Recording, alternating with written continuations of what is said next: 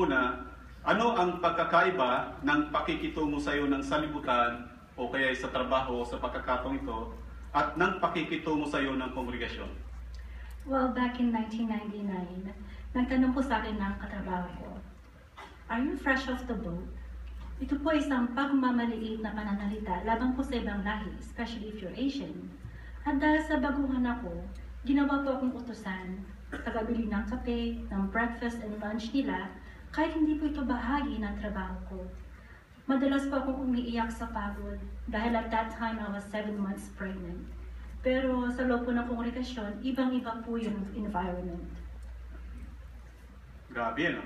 Doon sa ikalawang tanong ko sa iyo, paano mo naman pinapahalagahan ang pagiging hindi nagtatangi ng iyong espiritual na mga kapatid? Dahil sa loob po ng kongregasyon, yung mga elders, minister of the lingkod, at mga regular pioneers ay hindi po naging dominant o palautos sa mga kapatid.